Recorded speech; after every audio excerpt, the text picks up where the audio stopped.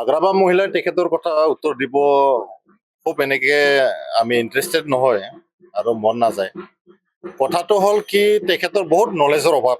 17 বছৰ তেখেতে কেনেকে চিফ হ'ল এয়াই আমাৰ বড়ো জাতিটোৰ বা BTC বাসীৰ কাৰণে দুৰ্ভাগ্যজনক কথা। তেখেতে 17 বছৰ কোনো আইন কানুন নোহোৱাকে হাৱাতে চৰকাৰ চলালে, নিজৰতো কোনো চিষ্টেমে নাই, কোনো নলেজ নাই, কোনো ইনফৰমেশ্যন নাই। ই যি টি মানে যাহা তাহা কথাবিলাক বুকি দিয়ে, মিডিয়া কাষত আহিলে তেওঁ মানে যি ইচ্ছা তাকে কৈ দিয়ে।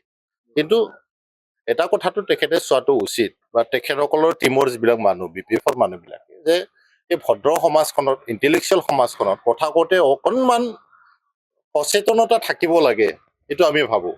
কাৰণ তেখেতে এটা মেইন পজিশ্যনত 17 বছৰত আছিলে। এজন প্ৰাক্তন চিফৰ মুখৰ পৰা কিছুমান বেমেজালি কথা, কিছুমান দুৰ্ভাগ্যজনক শ্লেং লেংগুৱেজবিলাক অথচ মানে শোভা নিদিয়ে।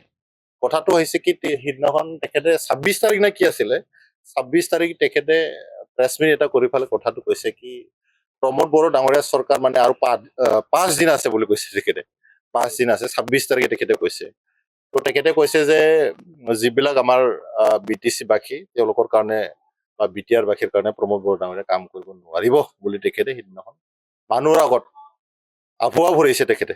তো কথাটো হৈছে কি তেখেতক মই আজি এটা প্ৰুফ দেখুৱাব খুজিছো, প্ৰমোদ বড়ো ডাঙৰীয়াৰ চৰকাৰখন খুব ধুনীয়াকে চলি আছে আৰু চলিব, এইটোলৈ কোনো সন্দেহ কৰিব নালাগে। হাগ্ৰামা মহিলাৰ মানুহখিনি কনফিউজ কৰিবৰ কাৰণে, মানুহখিনিক অলপ মিছলিড কৰিবৰ কাৰণে কথাটো কৈছে। এতিয়া তেখেতে যিটো কথাটো কৈছে উত্তৰটো দিব বিচাৰিছো। হাগ্ৰামা মহিলাৰী আৰু তেখেতসকলৰ যিটো কোম্পানী, এইটো চাই লোৱাটো ভাল। নটিফিকেশ্যন ওলাইছিলে Bodoland territorial council legislative assembly Bodofanagar Kokrajhar 26 March 2025। ইয়াতে লিখা হৈছে কি ৰাজভৱন গুৱাহাটীৰ পৰা ওলাইছিলে March 24, 2025 in exercise of the powers conferred by clause 1 of the article 174 of the Constitution of India as amended up to date, I Sri Lakshman Prasad as the Governor of Assam hereby summon the Bodoland Territorial Council Legislative Assembly to meet 10 a.m. on Wednesday, the 23rd April 2025 in the Council Assembly House at Bodofa Nagar, Kokrajhar. Sri Lakshman Prasad as the Governor of Assam, Amrendra Narayan Deka Secretary, Bodoland Territorial Council Legislative Assembly, Kokrajhar, dated Kokrajhar 26 March 2025. এতিয়া ৰাজভৱনৰ পৰা এটা notification ওলাইছে, তেখেতে কোনো তথ্য নোহোৱাকে ইমান ডাঙৰ কথা, ইমান ভুল কথা কেনেকে ক'ব পাৰিলে। গতিকে তেখেতক আমি সকীয়াই দিছো, এই ফালতুমি হাগ্ৰামা মহিলাৰ নচলিব। আৰু তেখেতক এই কাৰণে মানুহবিলাক গাদীচ্যুত কৰিছে। তেখেতৰ এই যি বেইমান কথা হাগ্ৰামা মহিলাৰ, সদায় সদায় মানুহক ঠগোৱা, কিছুমান মানে মিছা কথা কৈ পেলাই মানুহক কনফিউজন কৰা, এই কথাৰ কাৰণে ৰাইজে তেখেতক আজিৰ তাৰিখত অকলশৰীয়া কৰিছে। আৰু ভৱিষ্যতে হাগ্ৰামা মহিলাৰ ভৱিষ্যত একদমেই বেয়া।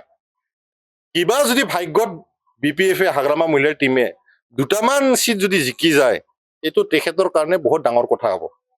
BPF-ৰ বাগা বাগা নেতা, তেখেতৰ সৌ হাত বাও হাত কোনো হাগ্ৰামা মহিলাৰ ডাঙৰীয়াৰ লগত আজি তাৰিখত নাই। চন্দন ব্ৰহ্ম ডাঙৰীয়া আজি তাৰিখত UPPL-ত, খাম্ফা বৰগীয়া ডাঙৰীয়া UPPL-ত, আৰু তেখেতৰ যিমান আংগু পাংগু আছে চবেই আজি তাৰিখত UPPL-ৰ আহিবৰ কাৰণে এখন ভৰি দাঙি আছে। গতিকে হাগ্ৰামা মহিলা ডাঙৰীয়া এতিয়া আগৰ সেই আপোনাৰ শাসন কালত আপুনি যিটো দাদাগিৰি দেখুৱাইছিলে, এই দিনটো আপোনাৰ এতিয়া নাই। এতিয়া আপুনি অকণমান ষ্টাডি কৰিব লাগে বস্তুবিলাক, আৰু কমচে কম আপুনি যদি অকণমান সময় দি পেলাই পঢ়িব নোৱাৰে, ষ্টাডি কৰিব নোৱাৰে, ইনফৰমেশ্যন নলেজ ল'ব নোৱাৰে, অকণমান ভাল মানুহ আপুনি কাষত ৰাখক, যিজন মানুহ অকণমান নলেজ ইনফৰমেশ্যন থাকে, চিষ্টেমটো জানে। গতিকে তেখেতক আমি অনুৰোধ কৰিছো যে আপুনি আগৰ নিচিনাকে এই দাদাগিৰি, এই গুণ্ডামীৰ লগত যদি চৰকাৰ মানে ধুমকি দিব খোজে, আপোনাৰ আগৰ এতিয়া চৰকাৰ নাই। এতিয়া UPPL-ৰ প্ৰমোদ বড়ো ডাঙৰীয়া চৰকাৰ চলি আছে, এতিয়া আমাৰ চৰকাৰ চলি আছে, ৰাইজৰ চৰকাৰ চলি আছে। আপোনাৰ দাদাগিৰি এতিয়া নচলিব, এতিয়া ৰাইজৰ চৰকাৰ চলি আছে, খুব ধুনীয়াকে সুশাসন চলি আছে। গতিকে হাগ্ৰামা মহিলাৰ তেখেতক আজি আমি অকণমান তেখেতৰ ভালৰ কাৰণে এটা মেছেজ দিব বিচাৰিছো যে আপুনি সদায় সদায় BTR বাসীক এনেকে ভুল তথ্য দিয়াৰ পৰা আপুনি দূৰত থাকিব লাগে। অকণমান ৰাজনীতি শিকক, গণতান্ত্ৰিক দেশত অকণমান চৰ্চা হ'ব লাগে, এক্সাৰচাইজ হ'ব লাগে। কোনোবা যদি দল খুলিব বিচাৰিছে খোলক, কথা নাই।